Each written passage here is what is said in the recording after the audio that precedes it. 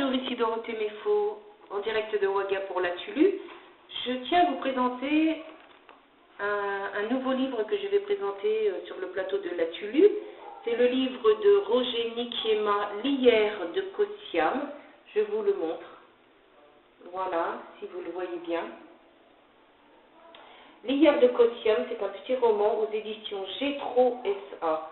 Alors, j'ai rencontré Roger Nikiema il y a 2 jours, et donc c'est un grand journaliste du Burkina Faso qui a œuvré dans le journalisme, dans ce secteur, dans ce domaine depuis plusieurs années. Il est aujourd'hui à la retraite. C'est quelqu'un qui est quinquagénaire, quelqu'un qui n'est pas loin de ses 80 ans et qui malgré qu'il soit à la retraite, continue toujours activement son métier de journaliste, et donc à une station de radio au Burkina Faso, à Ouagadougou. Sa station de radio s'appelle Salon Koloto. Et donc, il continue toujours sa passion comme ça, parce qu'il faut dire que Roger Nikiema est un passionné du journalisme. Il est devenu aussi écrivain.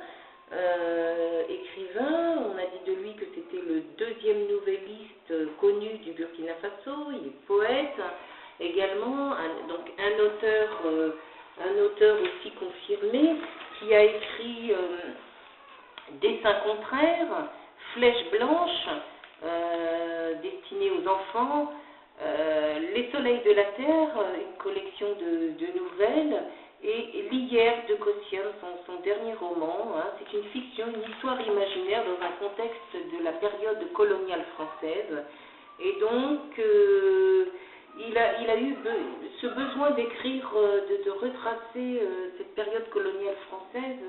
On sent chez lui que c'est un besoin vital, de pouvoir retracer ce qui s'est passé pendant cette période où les Africains étaient donc esclaves dans cette période coloniale, et donc à travers ce roman, il lui a fallu seulement 90 pages pour nous projeter facilement dans ce contexte, pour nous faire comprendre ce qui s'est passé, justement, et que quelque part cette période coloniale française, qui est bien expliquée dans les livres d'histoire, bien détaillée, on comprend très bien l'objectif de Roger Nikiema, c'est de nous faire comprendre que cette période a été une période d'épreuve innommable, et que on est face à des colonisateurs impitoyables, qui opprimaient les indigènes sauvages, qu'on disait sauvages. Il y a des mots très durs,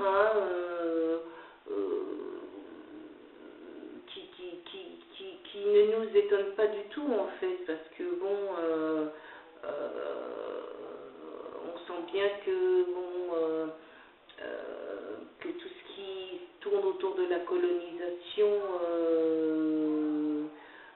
a été terrible, et donc on parle de turpitude, de violence, de délation, d'indignité, de rabaissement, de tout ce qu'ont pu vivre les esclaves noirs pendant cette période. Et c'est une fiction,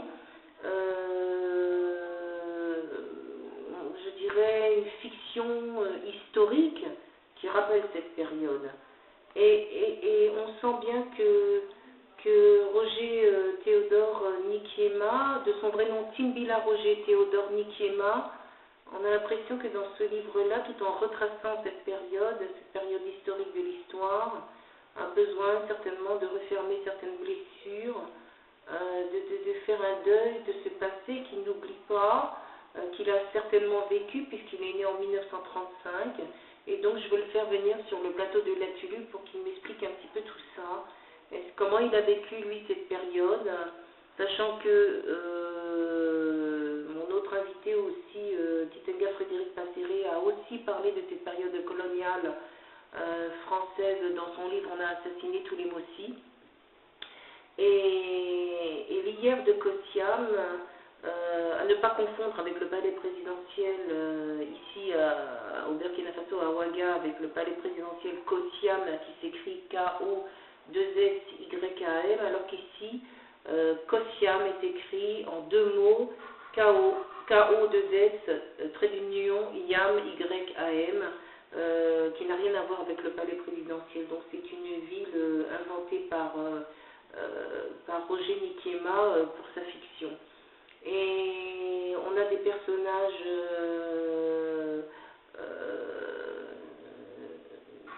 très stéréotypés, c'est-à-dire on retrouve le colonisateur, les valets, les oppresseurs, les collaborateurs qui torturaient, les chefs de village, on a aussi donc les esclaves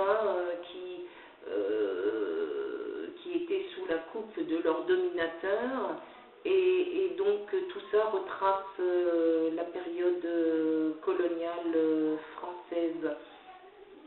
Et c'est un livre de 90 pages qui se lit en 2 jours, mais qui est très profond, qui retrace tout en fait. Roger Nikiema n'a pas eu besoin de faire un roman de 300 pages pour nous annoncer la couleur. Tout est dit en 90 pages, on est carrément dans le bain et on sait très bien ce qui s'y passe. Et je sens bien que Roger Nikiema a des choses à dénoncer.